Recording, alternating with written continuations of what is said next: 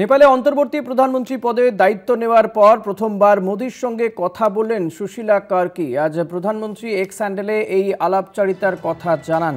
পদ প্রাপ্তির জন্য সুশীলাকে অভিনন্দনও জানিয়েছেন প্রধানমন্ত্রী। নেপালের সাম্প্রতিক পরিস্থিতির জন্য সমবেদনা প্রকাশ করেছেন নরেন্দ্র মোদি।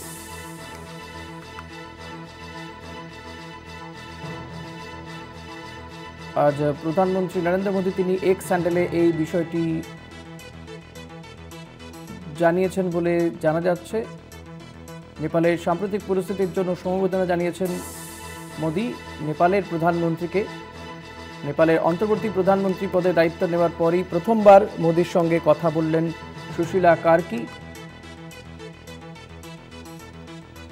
সেদেশে জেনজির আন্দোলনে কেপি শর্মা ওলিকে পদত্যাগ করতে হয় এবং তারপরে অন্তর্বর্তী প্রধানমন্ত্রী হিসেবে দায়িত্ব নেন সুশীলা কার্কি। এবং দায়িত্ব নেওয়ার পরে আজকে তিনি ভারতের প্রধানমন্ত্রী নরেন্দ্র মোদির সঙ্গে কথা বলেন। নরেন্দ্র মোদি তিনি এক্স হ্যান্ডেলে এই আলাপচারিতার কথা উল্লেখ করেছেন।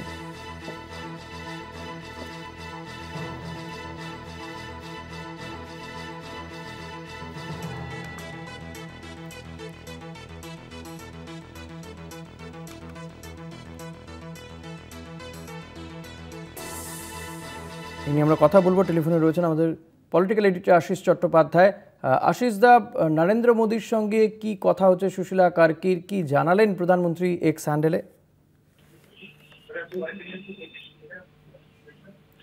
আশিস দা, শোনা যাচ্ছে?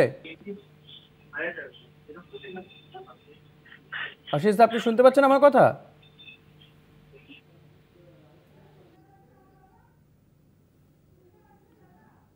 নেপালের সাম্প্রতিক পরিস্থিতির জন্য সমবেদনা প্রকাশ করেছেন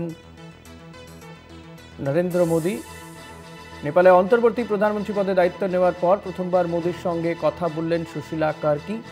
নেপালের অন্তর্বর্তী প্রধানমন্ত্রী তিনি নরেন্দ্র মোদির সঙ্গে কথা বলেছেন এবং প্রধানমন্ত্রী মোদি তিনি এই যে আলাপচারিতা, এই আলাপচারিতার বিষয়ে এক্স হ্যান্ডেলে তিনি পোস্ট করেছেন।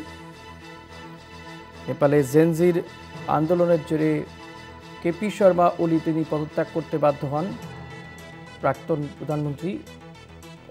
তবে শুধু তাই নয়, তাদের আন্দোলনের তীব্রতা এতটাই ছিল যে ভাঙচুর থেকে অগ্নিসংযোগ, এমনকি মন্ত্রীদের বাড়িতে আগুন ধরিয়ে দেওয়া, কোনো কোনো মন্ত্রীকে তো দেখা গেছে একেবারে রাস্তা দিয়ে মারতে মারতে নিয়ে গিয়েছে আন্দোলনকারীরা। এবং সেই আন্দোলনের জেরেই কিন্তু যখন পরিস্থিতি হাতের বাইরে যাচ্ছিল তখন নেপালের সেনাবাহিনী পরিস্থিতিকে নিয়ন্ত্রণে রাখে এবং তারপরেই কিন্তু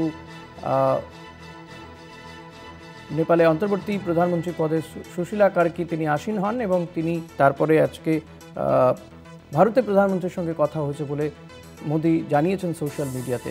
এ নিয়ে আমরা কথা বলবো আমাদের পলিটিক্যাল এডিটর আশিস চট্টোপাধ্যায়ের সঙ্গে। আশিস দা, নরেন্দ্র মোদি এবং নেপালের অন্তর্বর্তী প্রধানমন্ত্রী সুশীলা কার্কির মধ্যে কি আলাপচারিতা হলো, কি জানালেন মোদি সোশ্যাল মিডিয়াতে? আশিস দা, শোনা যাচ্ছে আমার কথা? হ্যাঁ, আমি তো শুনতে পাচ্ছি। হ্যাঁ, বলুন ঋষিকেশ। হ্যাঁ, এক তো প্রধানমন্ত্রী নরেন্দ্র মোদি, ভারতের প্রধানমন্ত্রী, তিনি সমাজ মাধ্যমে পোস্ট করেছেন।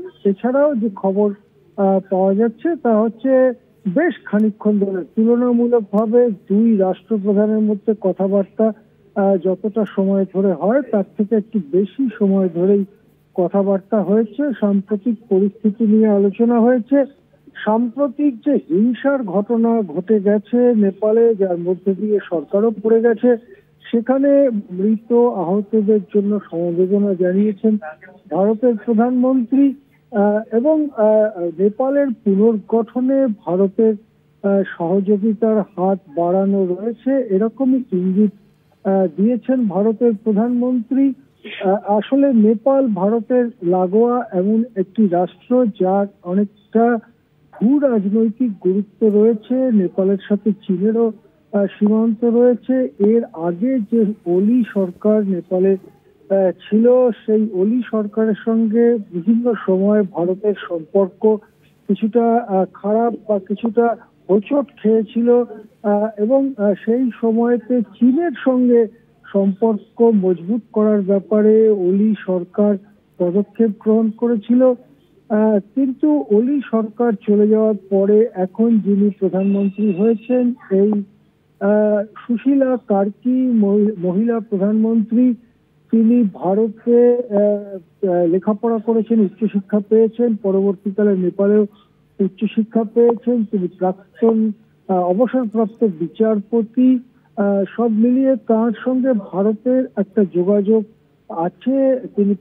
তিনি এই দায়িত্বে আসবার আগেই সুশীলা কার্কি ভারত সম্পর্কে তার যে মনোভাব, আত্মীয়তার মনোভাব, সেটা বলেছিলেন এবং তিনি সেই সময় ভারতের সঙ্গে সহযোগিতার মনোভাবের কথাও বলেছিলেন। স্বভাবতই সুশীলা কার্কি নেপালের দায়িত্ব পাওয়ার ফলে ভারতের অবস্থান আরো খানিকটা দৃঢ় হলো। কূটনৈতিক স্তরে এরকমই মনে করা হচ্ছে সেই সম্পর্ককে ঝালিয়ে নিতে, আরো এগিয়ে নিয়ে যেতে প্রধানমন্ত্রী মোদীর ফোন দুই দেশের সম্পর্কে গুরুত্বপূর্ণ হয়ে থাকবে বলে মনে করা হচ্ছে।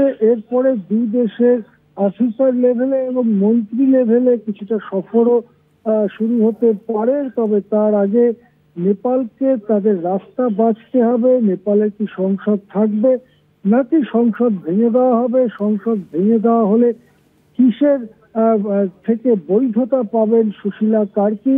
এসব আইনগত সাংবিধানিক প্রশ্নগুলোকে মোকাবিলা করতে হবে নেপালের রাজনীতিকে, এবং তারপরে ভারত নেপাল সম্পর্কে আবার আগের মতো উষ্ণতা ফিরতে পারে, এইরকমই মনে করছেন রাজনৈতিক মহল। অনেক ধন্যবাদ আশিস দা। কথা বলছিলাম আমাদের পলিটিক্যাল এডিটর আশিস চট্টোপাধ্যায়ের সঙ্গে।